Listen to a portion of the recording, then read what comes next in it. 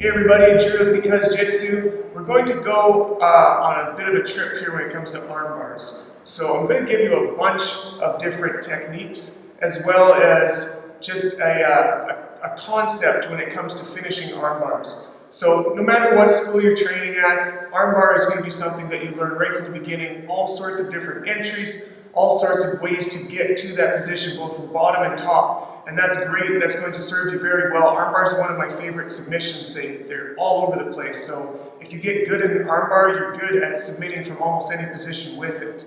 The thing is, getting to the armbar itself is only really half the battle. There's two other aspects that are going to really, if you focus on them, up your finish percentage when you get there. And the first one is going to be breaking their defense, so it's going to be grip breaks. How are they going to try to stop you from getting that armbar, being able to break their defenses? And the second part is being able to counter their escapes. So they basically are always going to have some sort of option in place to try to stop it with a grip, and then if that fails, or maybe as an addendum to that grip, they'll start an escape to that position so that they can get out altogether. If you can both break their grips and counter their escape, you're going to get a very high level of finish on your armbar. So that's going to be the focus of this today. All right, before we get started on what we were talking about, grip breaking and countering escapes, I want to just take a short moment to focus on the position of this typical orthodox armbar position. Some people refer to it as spider web, where we are in that side control, perpendicular position, 90 degrees. The control aspects here are important. So if it's no good getting this position if you can't control it for the time it takes you to break the grip and to counter their escape. So there are a few different schools of thought when it comes to how to control from here. And to be honest, none of them are wrong. There's just different ways to control. So I know some people, some schools will get really campy about what you do in this position, and that's it, that's gospel. They all work. There's nobody out there that's a black belt that's teaching a bad way to hold an armbar. So I'll go over a few different things. One is going to be if you are underhooking this arm for control. By underhooking with the arm that's closest to the head, it's going to afford you the option to grab onto the legs if necessary. And this is going to stop what's a typical escape being a hitchhiker escape. We'll go over that a little bit later when it comes to countering escapes. Whereas if you're underhooking from here, you've got just as much control, but you can't reach for those legs if you need them. So keep that in mind. It's not wrong which one you're going to underhook with, and really depending on the technique we're working on, one is going to be more suitable than the other. The other thing is paying attention to what you're doing with your legs. You need to have a pinch on the knees here. I know there's some schools that are saying you don't have to pinch. That depends on how you're applying your armbar. But again, they're not wrong, but it changes how you're applying it. I prefer to pinch right here. It really isolates at the bicep, tricep area so that it limits their amount of rotation, which is going to be important when you try to lock that in a linear direction. Also, the feet, this is something you need to pay attention to. Some schools like to put flat across the face and pull in at the ribs here. Other ones like to pull both in like this, and other ones will actually cross the ankles and pull in like that. Again, there's reasons why you can do all of them. None of them suck, but you need to have one of those in place, okay? Having some control with those feet, whether it's pulling in, pinching, this is fine. Last part to troubleshoot this position is I gotta have my butt as close to their shoulder as possible. The further my butt is away here, and depending on how you entered it, sometimes you start loose. It's worth your time to scoot in, to get really tight to that shoulder. And you'll get good the more you do armbars at getting your entries so that you seat yourself tight to their shoulder, because it's gonna make their elbow further in on you, which makes it further away from the escape being through your legs that direction. Okay, so focusing on grip breaking first. The first one that we're going to focus on is the gable grip, because it's the most common reaction that they're going to have when you go for an armbar. Is they're just going to grab onto their hand. It's really fast. Their hand can find their hand faster, can find a specific D grip. So this is going to happen probably 80% of the time. They're just going to grab their hand. So this should be the one that we're really adept at breaking. We're going to go through 4 different ways of how to break this. All of them work, kind of dealer's choice on what you use. I use them all depending on the situation I'm in. So the first one I'm going to go over is going to take advantage of the weakness of the gable grip. So the gable grip is extremely strong, pulling against itself. It's basically two hooks that are pulling into each other, but that makes them weak in the opposite direction, pushing away from each other. So I'm going to have a nice grip right here on this top side hand. I can even grab my lapel to keep that tension tight. I'm going to use my free hand now, come to the back of the far elbow and start pulling it towards, putting it in that collapsed position where it starts to fall apart. And as it starts to collapse, I'm going to move this hand up close to the wrist and then pop diagonally towards the head right here to release that grip. So one more time, we're here, we can grab something here for security, reach for the back of the elbow on the other hand, pull forward, slide up, and pop right at the grip. We're going to control, making sure that thumb's pointing up to the chest, everything's tight, and we're going to fall back for our finish. Our second gable grip we're going to break is going to actually peel this hand. So I'm going to have to pay attention to which hand is on top. It can be here or here, depending on how they grabbed it. And depending on how they grab it will determine which hand I need to use to peel. With this particular one right now, the defending hand here, top of their hand facing the sky, I'm not going to be able to use this free hand. I'm going to have to use my other hand. So I'll switch in this direction. So I can grab these 4 fingers to the meat of their pinky right here. I'm just going to peel backwards, relieving that grip and taking the arm. If he had that same grip, switch the grip again. Yeah, if he had this grip, but I tried to use this hand, it's just out of position for me to get my fingers around the meat of the hand here. It's the only time I have to switch grip. If it's swapped the other way, I can use this one now on this one, on the near arm, to peel and take that. So the third way we're going to break the gable grip, sometimes when you're trying to do that peel, they're just too strong. You'll come across these guys that have gorilla grips, that these big iron worker hands are just so strong you can't peel them. So we're going to do basically the same thing, but under tension and in fast motion. So I'm going to keep this top hand really tensioned up here. I'm going to grab my lapel, lean back so it's got tons of stress on it. My target is still the meat of this hand, but I'm going to palm strike it right here with this free hand. So once I've got maximal tension, I'm going to just, bam, right there, take that arm. This does not work if it's loose. If I'm here and hit, nothing's going to happen all day. Nothing's going to happen. I've got to make sure I've got lots of tension, and then it's going to break right when I hit.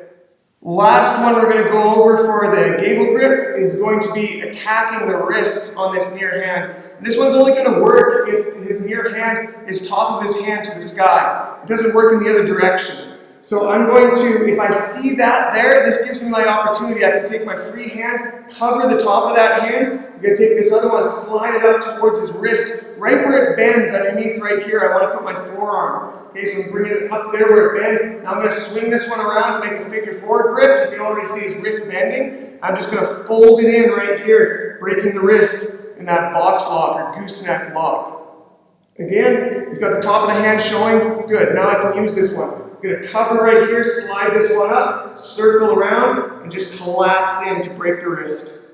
Alright, so another common grip that happens, and sometimes it happens after you break the gable grip, is they'll grab this cross lapel right here. And this is a very frustrating one to try to break with strength, to try to break with ripping this hand off. It's a very powerful grip for him to just anchor onto and stall out while he gets his escape. What I like to do from here is I'm going to keep heavy pinning pressure either flattened or pulled in against the head on this side because I'm going to remove this leg for a second. I'll find that same lapel way down at the bottom of the gi and grab it with my free hand, take this leg off and put it against, and then kick free to break that grip. You're never going to be able to hold that under that type of pressure. So again, it's very easy. He makes his grip here, find that lapel low down, bring your leg back, bam. Now we're back to the armbar. The last grip we're going to focus on breaking is one of my favorite ways to defend, which is the telephone defense. So then what this looks like is your opponent is going to be using the attacked arm here to grab onto their defending arm bicep, and that same defending arm is going to hook underneath my leg here, which builds a wall in front of his wrist, which means I have to pull his arm through this arm to get it. It's a very powerful defense to hold onto for the time it takes to escape. What I'm going to do is, there's multiple ways to break this, but this is one of my favorite ones because a lot of people don't see this coming. So I'm going to have nice tension on this arm that I'm attacking like usual. I've got some pinch on my legs like usual. I'm going to take my hand, this free one here, and grab his wrist on the defending side and pull. I'm going to preload that with some tension, because what I'm going to do is remove this leg very quickly off his head and back on. And in that time, with that tension, it's going to remove this hook underneath my leg, which will untie the whole position. Watch this. And it's out. I've already got that out of the way. This falls apart. So one more time, he's got the telephone defense. I've got everything in place, everything nice and controlled, ready for that break. I'm going to grab the wrist, put some tension on it, off and on. And we've got that grip broken. So that's enough for grip breaking for now. We're going to focus on the next line of defense for them, which is going to be escaping the position. Like I said, it's good enough to get into the position. It's great being able to break, but to really complete your armbar game, you've got to be able to counter what they're going to try to do to escape the armbar when it's coming on. The number one escape that people are going to try to use is called the hitchhiker. And that's where they turn this arm that's being attacked into basically an Americana, but you know, if you picture your thumb out, it's like you're hitchhiking. It's how people remember it. So he throws it in this direction, forfeiting his grip, or maybe the grip got broken and he throws it out there so that he can walk these legs in that direction, coming up to the knees and then stacking and passing here. This is a very fast, dynamic escape, and if you time it well, it works to a pretty high proficiency. But the reason this works is because he can point his thumb in that direction in the time it takes him to run around. Which means, conversely, for me trying to finish this arm, I have got to take this and resituate it back straight. And what happens is, while he's running, if I grab it right at the thumb right here, I call this the rudder, okay? It's like if you picture a large ship, it's got a tiny little rudder that directs which way it goes. If you grab this tiny thumb right here at the meat, you can turn it back straight. And what happens is, while he's running away, as you turn, it actually locks it as he moves. It gets tighter. So not only will you stop the escape, but him escaping will tighten the lock. So again, he throws that out for the hitchhiker to grab that rudder and bring it back straight. Oftentimes you can finish it just putting your hips to the sky, but it's also nice to finish it across the thigh in this direction on this side, cutting that way. One last time, he throws that hitchhiker, I grab that rudder and come back and hit my finish. This one has a small time window on it, okay? So you can't miss this or wait too long or he'll just escape. So you have to recognize what he's doing while it's happening, or in the best case scenario, before it's happening. So we went over earlier in the troubleshooting section for the position of spiderweb, we want to have our butt close to his shoulder. When we have our butt far away, it allows him to jam this elbow to the ground. And what this affords him is, A, the armbar is gone. The elbow has to be past my hips for me to use that fulcrum. But B, it puts a post on the ground that he can rock up and come up and start stacking me like this. Okay, so this is a great escape for the person on the bottom. If they can get that elbow to the ground, they come up, not only are they out of the position, but they're into a dominant top position. So when this happens, however it happened, maybe you screwed up on your entry and you have too much space here and they jam it to the ground. I'm going to quickly take this one that's on the leg side and make a spider grip on the cuff and pull with some tension here, because what that does is it buys me time, because he can't come up on his elbow if you pull it up like that. So it buys me time so he's not going to come into me. I'm going to take this free hand now, post it on the ground. With this foot posted over here, I'm going to do essentially a technical stand-up like this, keeping heavy tension right here so he can't rock up with me. I'm going to slide this knee here behind his arm as I come this direction. Keeping this grip the whole time, I'm going to turn over here and attack the opposite arm. Again, he jams his elbow down. I've got that cuff grip. We've got a technical stand-up. Super important to get this knee behind the arm. If he gets his elbow to his ribs, I can't attack that arm. So as I'm coming up, I have to shoot that one behind. I'm going to slide over, keeping control on this the whole time, pinching and finishing the other side. All right, the last one we're going to go over, I call the parallel escape. It's not as common, but it's good to know it if people start trying this on you. It's where they're going to use this bottom hand here and scoop underneath this leg, moving both of my legs over their head. So go for it. He moves them both over. And what this does is it puts him beside me in a parallel position, but also they get their shoulder way up into that armbar. And now I'm not only just bending the arm where it locks, but I'm bending right here on the shoulder, which affords them more mobility, which means that as I bend, it's harder and they just rock right back up onto me and take the top, stacking and escaping. So knowing that it's the shoulder that's really the linchpin on this, that doesn't allow me to finish a typical armbar. Once he's past my legs over top, I need to take the mobility out of that shoulder. I'm going to do it by flaring this shin here, which A, builds a wall across him from sitting up, but B, and most importantly, it puts pressure through this shin onto his shoulder, so it can't do this anymore because I'm putting pressure right here. It can't move anymore. So both my feet came over. I'm going to flare that, and now I'm going to take both hands to the wrist and bring it across this thigh for my finish here. So one more time, he passes those, I flare, both hands right here, I'm going to break it across the thigh.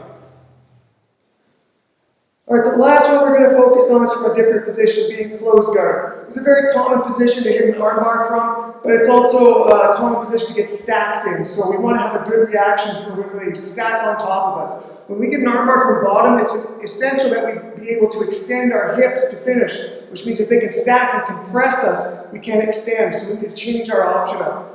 So I'm not going to go over the armbar in detail, we can do that in another video. Actually, we have an armbar one out there, check out that 10 armbars in 10 minutes with detail how to do all sorts of different entries from guard. This one I'm just going to set up a typical armbar. I get to here and my point stacks me, so now I can't extend my hips to get that finish. I'm going to keep this hand on this side, over top of the arm I'm attacking, but take this bottom hand and bring it up here by his hips. I'm going to hook like an anchor against his thigh. And since I'm so compressed like a ball, I've got very little of my back on the ground, very little surface area, which allows me to pivot like a top. So I'm going to pivot by anchoring here underneath his body, coming out this side. I can finish this armbar belly down, right here, or I can use this hand and come to his leg, grabbing low on the pants, swinging it around, bringing him to that orthodox side control for the finish again.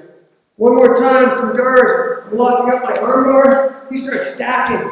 Now, I know in the 10th planet system they call it swim move, so I just think about swimming this arm through right here, making that anchor, pivot, come around, I can finish belly down, or I can reach right here and make that grip. And this looks like it would be hard or heavy to use, but since we're at the end of this lever on their body, it's actually surprisingly light. You can do this on a pretty heavy opponent, just swinging wide and coming here to finish your armbar. So there you go, you've got a lot of different grip break options as well as 3 really good counters to common escapes. Like I said, it's super important not only knowing how to get into an armbar, knowing how to break the grips when you're there, and especially knowing how to counter their escapes while they try to escape it. If you can get all 3 of those things on lock, you're going to bump up your percentages of finish way, way up. And like I said at the beginning, armbar is a very common position, very common submission to find from different positions. So being really good at finishing it is going to make you much more dangerous when it comes to rolling. So I hope that helped. If you've got any questions, drop them in the comments section. Make sure to subscribe, and we'll see you on the next one.